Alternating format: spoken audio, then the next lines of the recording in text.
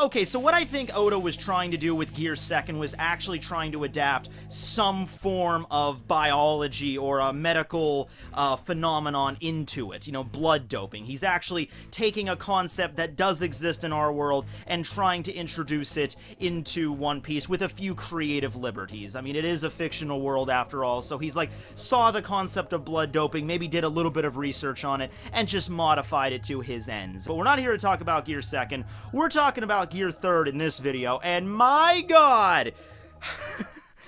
Let me tell you, if Gear Second was Oda trying to adapt some, like, oh, look at this blood doping concept, you know, blood flow, blood pressure, I'm gonna try to adapt that into Luffy. If that was Gear Second, Gear Third is Oda taking fucking logic and just throwing it up against a wall. You know, like, screw it, I'm just gonna have fun with this one. It's, you know, I'm not even gonna adapt anything logical into it. It's manga, it's fictional. Here's what Gear Third is, okay? So I don't even know why I'm making this video, but I'll tell you why I'm making this video. It's because coming up with roundabout ways to have this make sense is hilarious to me. You know, trying to figure out a way to make Gear Third logical. And I haven't figured it out for every aspect of Gear Third, but I found it for a few, and it's pretty, I think you'll be entertained if nothing else, and that's what I'm here to do. Okay, so the concept of Gear Third, unlike Gear Second with the blood pumping and the legs motion and the legs buckling and the pumping motions and shit like that, Gear Third is actually really simple. So what Luffy does is he takes his thumb, bites into it right here at the tip of his thumb, and he breathes air into his actual bones themselves. He bites down through all the layers of skin, through his muscles, and punctures his bone.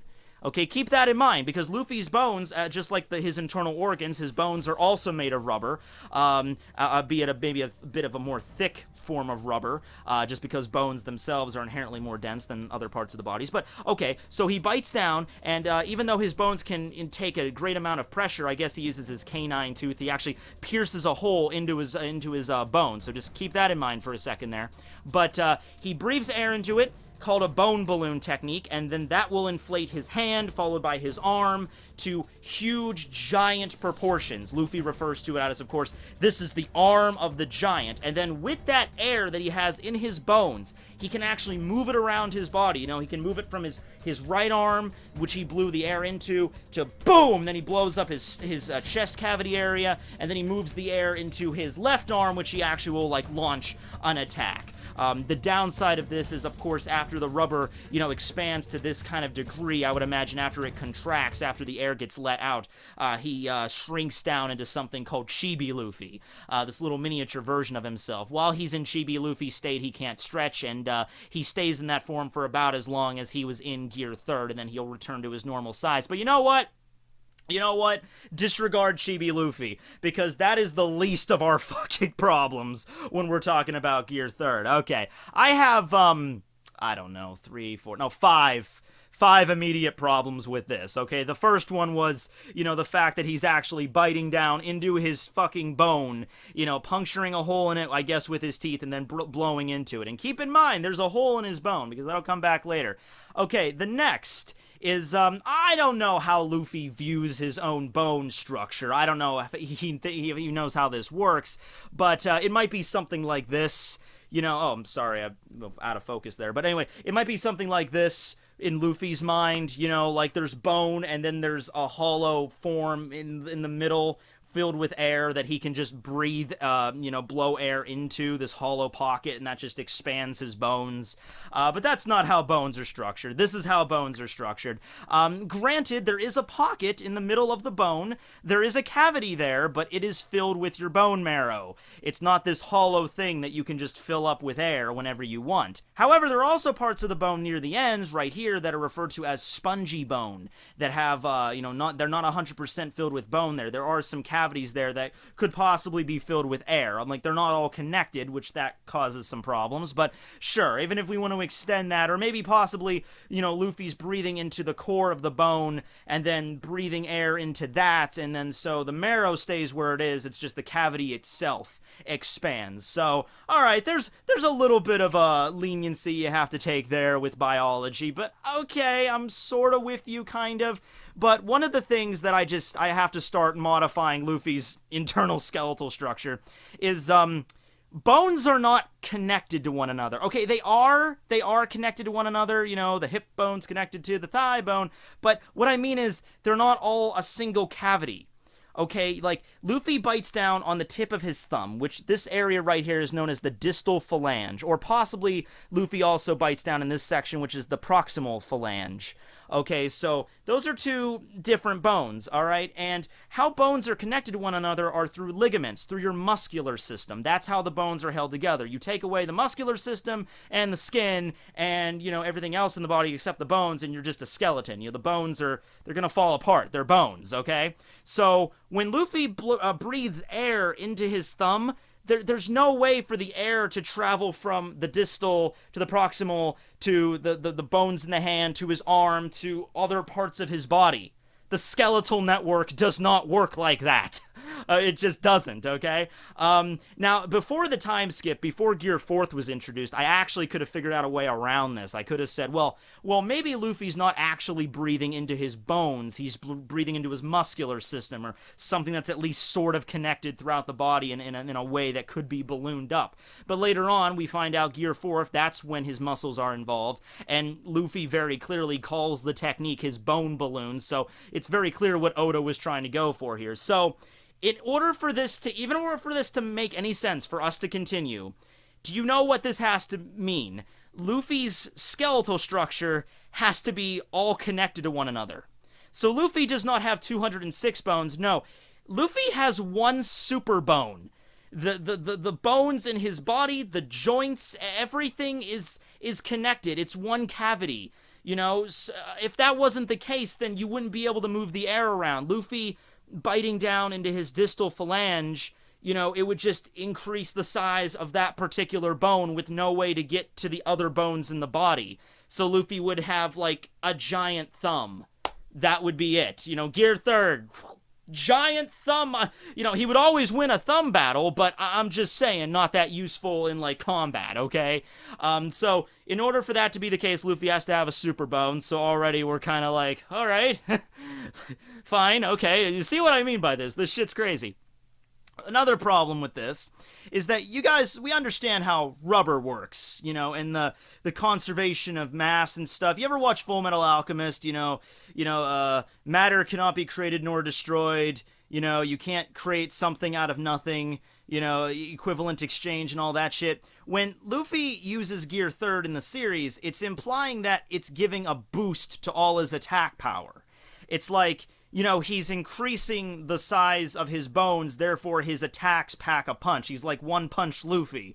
You know, like, increase the size of its bones and then BAM! Just blows out a freaking tower. Like, oh, such destructive power that we've never seen before. But knowing that Luffy's made of rubber, that would actually decrease the density of his bones, not make them tougher. So yeah, the only way that would make sense for Luffy's attacks to have that destructive power is if his bones themselves were extraordinarily dense. And I mean incredibly dense. Because whenever he goes into Gear Third, then, even after the rubber expands his bones, they still pack enough punch to level buildings. Now you could say, like, well, maybe Gear Third doesn't necessarily make Luffy's punch any stronger. Like, the bones aren't getting, you know, more dense, so it's not like they're stronger. It's just the same amount of power he always has. It's just spread over a wider surface area. So, like, when he busted up that tower, you know, with Rob Lucci, you know, Luffy's a pretty strong guy. If Luffy would have punched that tower without being in Gear Third, he could probably break through the wall, but only over, like, the size equivalent to his actual fist. But then he uses Gear Third, and then has an expanded hand and arm, and it's not like that arm is any stronger. It would actually have probably less density. But let's just say Luffy has incredibly thick bones, and it's at least on a comparable level to when he's in his normal state, although it would still be less powerful, because no matter what happens, if you expand something up that high, you're going to lose bone density, if that was the case. Look at me trying to figure all this shit out, like, actually trying to break this down as if science applies here. And then, you know, it would be the same amount of power, at least almost the same amount of power, to break through that wall, just over a wider surface area, because his hand's fucking huge. Okay, but that's, that's at least things that I could come up with something of an ad hoc explanation.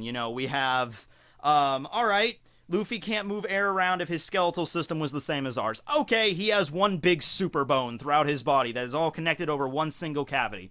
Number 2, okay, his bone seems to have a lot of strength even after ballooning them up and inflating them and losing, some density there. Okay, well, maybe Luffy's bones are just super, super dense, and maybe he's not actually getting any stronger, it's just wider area. Okay, those have at least explanations. But the one thing, guys, and maybe you can help me out with this, the one thing that I can just not wrap my head around no matter how I spin it, that, Oda probably didn't even think about, or even if he did, it maybe lasted a whole 5 seconds and Oda was just like, fuck it.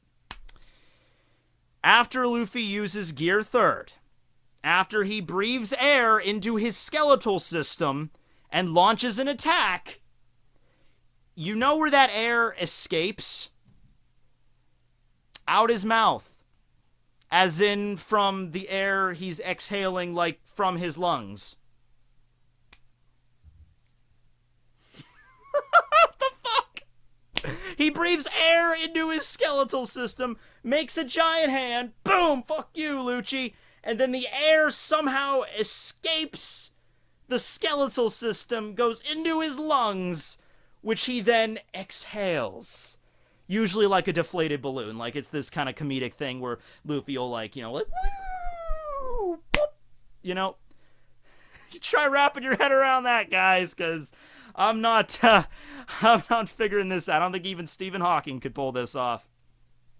Going along with that, I probably should have ended with that one because that was the most ridiculous. But another issue I have with Gear Third is, or at least explanation. This is less about a Gear Third explanation video, about more things about it that just don't make any sense. But I guess I'm trying to explain it just in the best way I can possibly.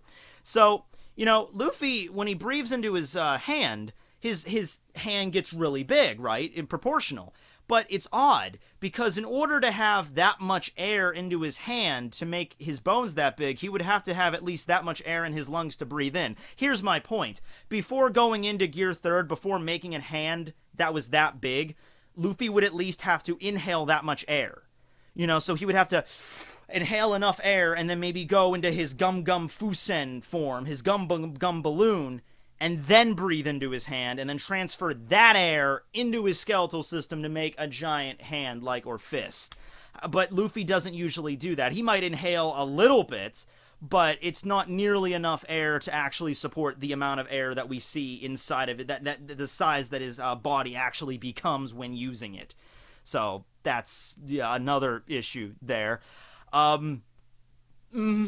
But yeah, I mean, that's Gear Third. Okay, so let's recap here. In order for Gear Third to make any sense, Luffy, oh, by the way, the one more thing about his finger I was just curious about. Since he's actually puncturing a hole into his bone, and then the bone itself expands, wouldn't that mean that the hole itself also expands, and therefore the air would escape?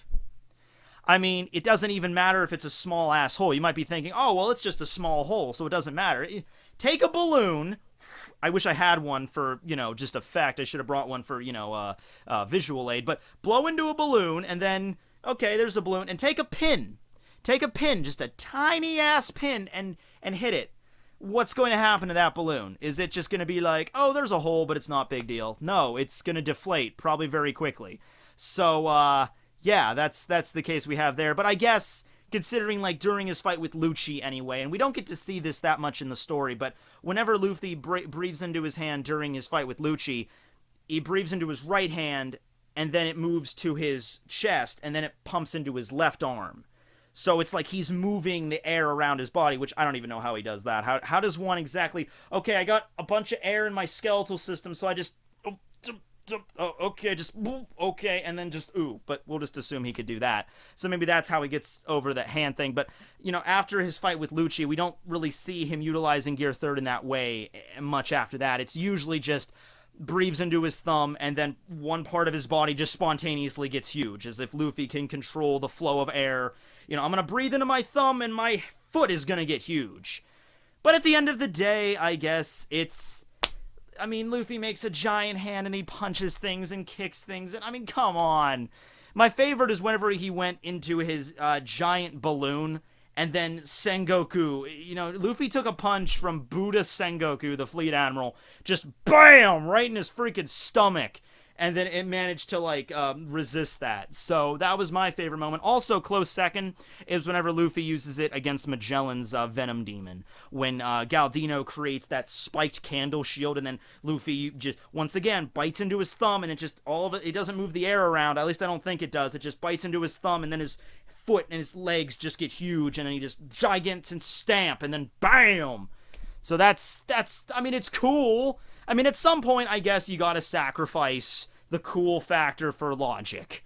And I'm fine with that. I just had a fucking awesome time looking into this and trying to figure out some way this could make sense. And this is what I came up with. Luffy super bone, Luffy super density, and he could somehow move the air around his skeletal system at will, and he can even transfer it to other organs. Why? Because Luffy's gonna be king of the pirates, mofos, signing out. Gear Fourth is next, and get ready for that. Actually, you know what? Gear Fourth actually makes a little bit more sense than Gear Third, and I'll tell you why later. Signing out, guys.